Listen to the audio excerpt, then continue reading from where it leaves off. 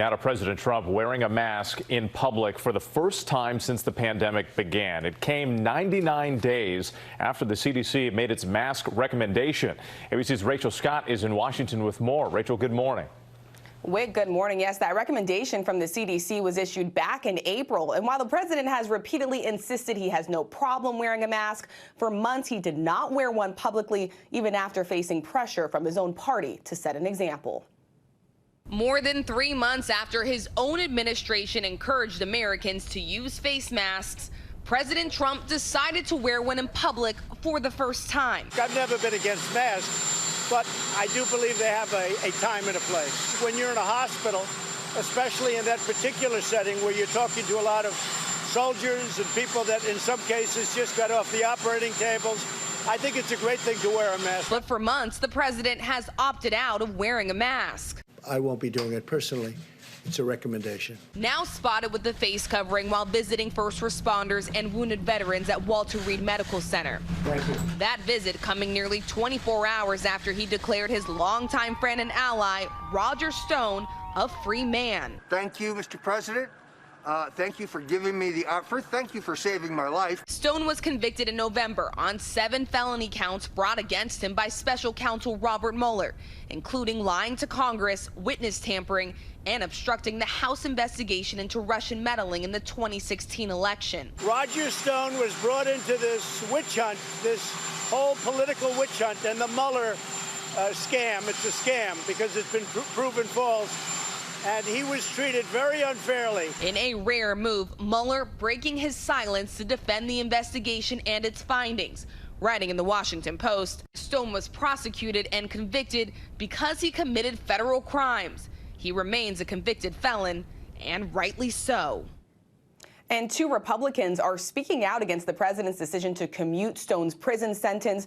Republican Senator Pat Toomey calling it a mistake, and Senator Mitt Romney accusing the president of unprecedented historic corruption. Dan? Rachel, thank you so much. A lot to talk about here this morning, so let's bring in our chief anchor, George Stephanopoulos, who will be hosting this week later this morning. George, good morning. Good morning. We're sitting on opposite ends of a long, socially distanced table. So now we have both Robert Mueller and Mitt Romney coming out and speaking out against the commutation of Roger Stone's sentence. Where does the story go from here? Now that people have discharged their anger, does it just evaporate, or is there a real political price to be paid for the president? It's hard to know exactly. It's not just Mitt Romney who's opposed this. Even inside the White House, you had several political aides saying this could hurt you come November. And even the president's attorney general, William Barr, said he thought this prosecution was a righteous prosecution and argued against the commutation of the sentence. You have more Democrats criticizing this move as well, including House Speaker Nancy Pelosi, who says she's going to have a move to limit the president's pardon power, his power to pardon people or commute the sentences of people who are protecting him. That's not likely to go anywhere. It's got real constitutional problems. I think the bigger problem for the president is the pattern that you see here. And number 2, if you set it against why he's spending time on this, public attention on this, when you've got 2/3 of the country disapproving of how he's handling the coronavirus crisis and 2/3 of the country disapproving how he's handled race relations, the biggest issues facing the country right now.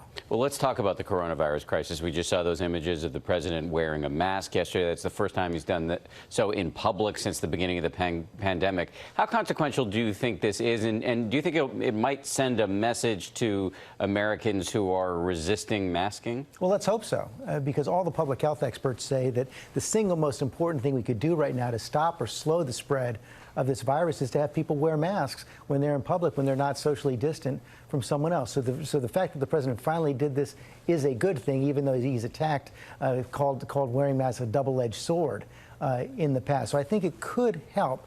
And it comes at a time when, and you guys have been reporting it all morning long, the virus continues to spread in so many parts of the country. The death rate is going up. Unless we have more measures like more mask wearing, it's going to be very difficult to get this economy moving again, very difficult to send kids back to school. You have the admiral in charge of testing coming on the show this morning.